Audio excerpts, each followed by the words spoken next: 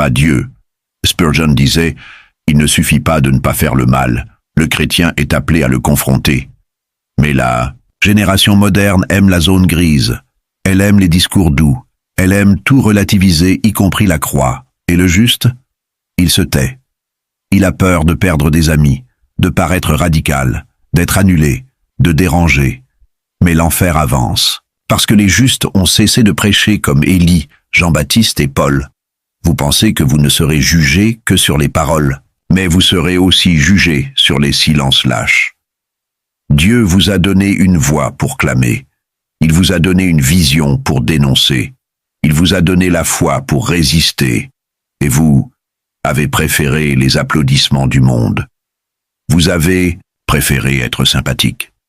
Vous avez préféré préserver votre propre image. Écoutez avec crainte. Le juste qui se tait devant le péché devient son complice devant le trône. Vous n'avez pas été appelé à vous conformer. Vous avez été appelé à confronter dans l'amour, mais avec vérité. Et si votre bouche est close, votre vie a déjà fait un choix. Vous préférez la paix des hommes à l'inconfort de la croix. Christ n'est pas mort pour former une génération de croyants diplomates. Il est mort pour lever des témoins, et le témoin qui ne parle pas, ni par son silence. Vous respirez encore. Votre cœur bat encore. Et cela, en soi, est miséricorde. Car ce que vous avez fait hier suffisait déjà pour que Dieu vous laisse. Mais il est toujours là. Non par approbation, mais par amour. Vous êtes en guerre avec le ciel. Et pourtant, le ciel vous invite encore à revenir. Cherchez l'Éternel pendant qu'il se trouve. Invoquez-le pendant qu'il est prêt. Ésaïe 55, 6. Cette phrase n'est pas poétique. Elle est une alarme spirituelle. Car il y aura un moment où il ne sera plus possible de le trouver.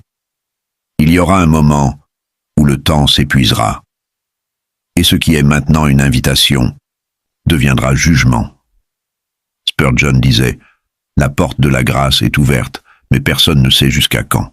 Aujourd'hui, vous pouvez vous lever et vous agenouiller. Vous pouvez confesser. Vous pouvez crier. Vous pouvez jeter ce qui vous retient. Vous pouvez effacer ce qui vous éloigne. Vous pouvez revenir à l'endroit où la lumière vous a trouvé. Mais si vous quittez cette vidéo en disant « plus tard », peut-être que le plus tard ne viendra pas. Et le péché que vous avez toléré aujourd'hui sera le même qui vous accusera demain. La croix est toujours là, mais elle ne sera pas éternelle. Elle est une offre, elle est un pont.